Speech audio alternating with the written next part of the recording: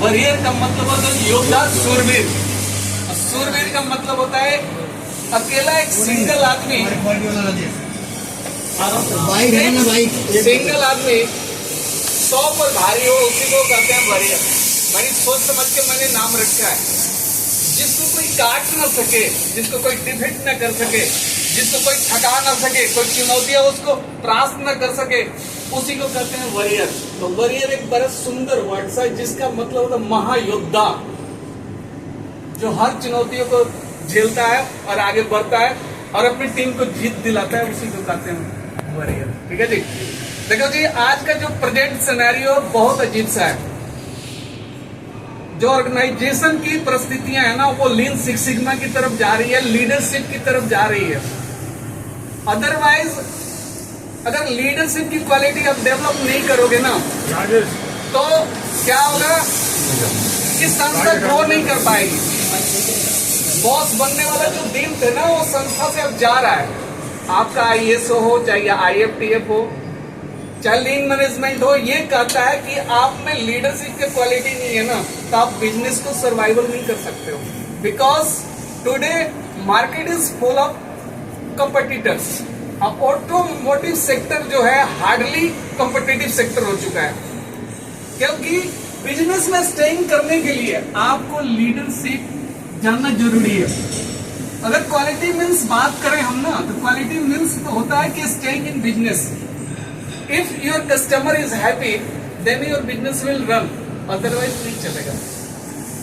तो आज का मेरा जनरली मुद्दा ये है कि आपको थोड़ा सा लीडरशिप के बारे में बताऊं, क्योंकि एक पुराना जो समय था ना इंडस्ट्री का, उसमें एक बात कहा जाता था, चाहे जनरल भी बात है, ये प्रभाव कहा जाता था कि बोलना क्या है, बोलना पहले चांदी समझा जाता था, सुनना जो सुना जाता है उसको गोल्ड कहा जाता था। लेकिन प्रेजेंट सिनेरियो में ये चीजें चेंज हो गई है।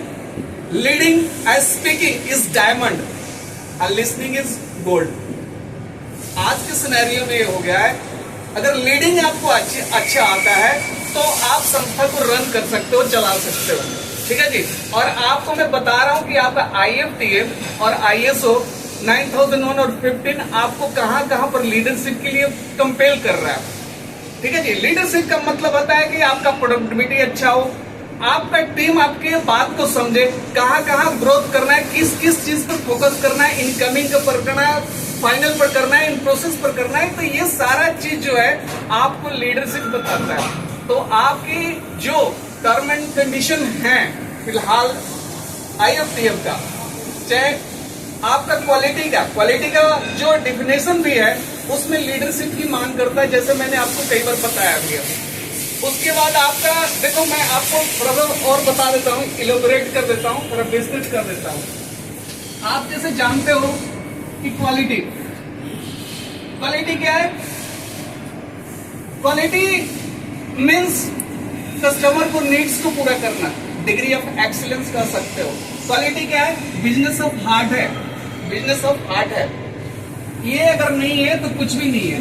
जैसे कि इसमें आप देखते हो कि इसमें जो लेटर है,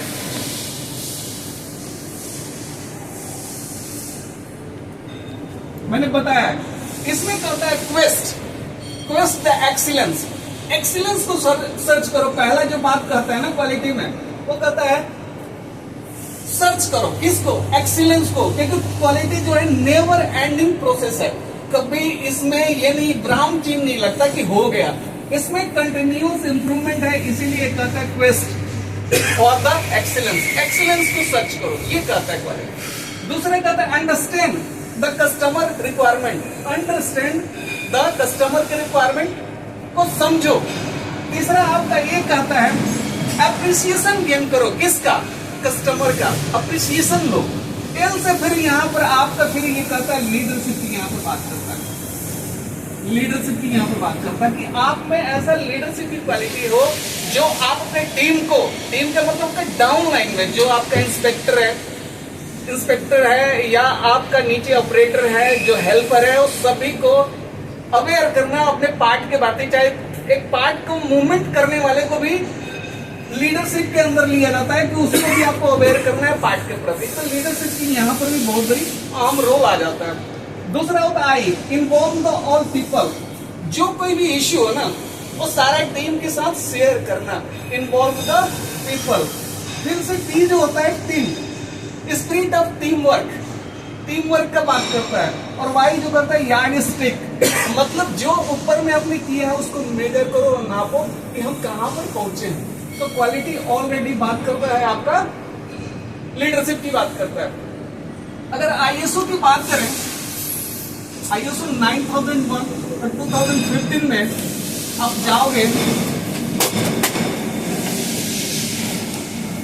जाओगे ना, तो इसमें भी चाहे आईएफटीएफ की अगर बात करें, आईएफटीएफ की बात करें 16949 2016 में, तो ये भी इसमें 10 जो मेन क्लॉज हैं, 10 जो मेन क्लॉज है उसमें भी ये बात करता है 5वें नंबर पर लीडरशिप में। तो पहला जो क्लॉज है आपका उसमें स्कोप का बात करता है, दूसरा आपका बस बात करता है नॉर्मेटिव रेफरेंस का बात करता है, तीसरा आपका बात करता है टर्म एंड डेफिनेशन का बात करता है, चौथा जो बात करता है कॉन्फ्रेंस ऑफ द ऑर्गेनाइजेशन की बात करता है, ठीक है, पांचवा लीडरशिप की बात करता है, प्लानिंग की बात करता है, सपोर्ट की बात करता है, परफॉर्मेंस इवैल्यूएशन की बात करता है, और इम्प्रूवमेंट मतलब कंटिन्यूअस इम्प्रूवमेंट की बात होती है। तो 10 मेन क्लॉजों में भी ना जो पांचवा आपका आता है वो लीडरशिप का आता है, पांचवा जो मेन क्लॉज है। तो ये कहता है कि आप चीजों को पकड़ो, अपने प्रोसेस को जानो और समझो, तब जाके आप लीड कर सकते हो। आप चीजों को समझना है, इनवर्ट से लेकर इन प्रोसेस फाइनल, जो कुछ भी जो 4M है आपका, 6M है, वो सारा उसका नेचर को जानना समझने के बारे में आपका लीडरशिप बात करता है। कहता है जो भी रिसोर्सेस है उसको एफिशिएंट बनाना, इफेक्टिव बनाना आपका लीडरशिप पे बात करता है। कैसे आप अपने बंदे से 100% आउटपुट ले सकते हो उसको कहता है लीडरशिप करता है। कैसे 1 रुपया जिसकी वैल्यू है उसको 10 रुपये बनाना किसका काम है? लीडर का काम है। तो वो ये बात आपका लीडरशिप में IFTF में बताया गया। अगर यहां से हटे तो आपको मालूम है कि इसके अलावा 7 प्रिंसिपल होते हैं, किसके? क्वालिटी के, जिसमें पहला फोकस करता है कस्टमर फोकस आता है, पहला आता है। अगर प्रिंसिपल की बात करें हम, IFTF की 7 मेन प्रिंसिपल की बात करें तो उसमें भी बात करता है आपका, क्या कहता है, कस्टमर फोकस करो। दूसरा बात करता है आपका लीडरशिप, दूसरे में ही आता है लीडरशिप, ठीक है जी। तो लीडरशिप की इंपॉर्टेंस बहुत ज्यादा है, ठीक है। आप इसको 7 प्रिंसिपल को ऐसे भी याद रख सकते हो। थोड़ा सा मिटाने का कपड़ा है क्या? डस्टर रखा हुआ है।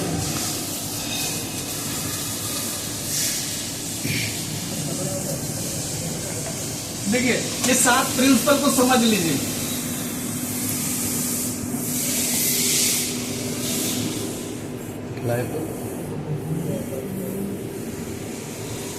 एक वर्ड है क्लिपियर।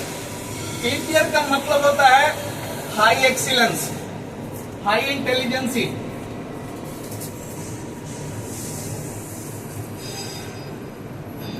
या हाई इंटेलिजेंसी इसका मतलब होता है। एक इसका और मतलब होता है the master of on destiny. तो यहाँ C से बात करता है आपका कस्टमर फोकस के लिए, कस्टमर फोकस, ठीक है जी। दूसरा L जो बात करता है आपका लीडरशिप की बात करता है। देखो मैं कुछ नहीं कर रहा, जो कुछ भी बता रहा हूं आपको ना, बिकॉज ऑफ ये आपका IFTF में है, आपका ISO में है, आपका क्वालिटी में है। तो ये चीज जब तक आप लोग समझोगे नहीं ना, संस्था को लीड नहीं कर पाओगे। तो लीडरशिप का क्वालिटी यही होता है कि सबको लेकर चलना, बेहतर आउटपुट देना, अपने चीजों को बेहतर बनाना। कल 10 काम हुआ तो आज 12 कैसे हो सकता है, प्रोसेस में जो त्रुटि है उसको निकाल के कैसे बाहर फेंक दे, वो बात करता है लीडरशिप की। Involving the all people for a common goal, that means work a leader. वो लीडर इस तरह से काम करता है। कॉमन गोल के लिए सभी को प्रेरित करने का जो रोल और रिस्पॉन्सिबिलिटी होता है वो आपका बात करता है किसका? लीडरशिप का बात करता है। आपकी जो मेन क्लॉज में 8वां नंबर जो क्लॉज है सपोर्ट का। सपोर्ट का मतलब क्या होता है? ट्रेनिंग दो, उठाओ बंदों को, सपोर्ट, मदद करो।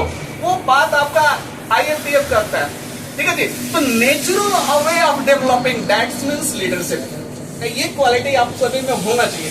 तो 7 प्रिंसिपल इस टाइप के है। लीडरशिप हो गया। अब यहाँ पर इंगेजमेंट ऑफ पीपल, जो भी चीजें हो रही है उनको सभी को अपने जो भी पीपल है उनको इंगेज करने के बारे में कहा जाता है, ठीक है। और पी से होता है प्रोसेस अप्रोच, आपकी प्रोसेस अप्रोच जो होना चाहिए बहुत ही अच्छा होना चाहिए। आई से कहता है इंगेज कर दो सबको, और ये कहता है कि risk based thinking, decision making होना चाहिए कि कहां पर त्रुटियां आ रही है, उस बेस पर लीडर जो है डिसीजन लेता है। एविडेंस, जो एविडेंस गेदर होता है उसके बेस पर एविडेंस ऑफ डिसीजन मेकिंग का बात करता है। ये आपका 7 मेन IFTM का क्लोज बात करता है। आपका R से होता है रिलेशनशिप मैनेजमेंट, जो 7वां है इसमें वो बात करता है रिलेशनशिप के बारे में।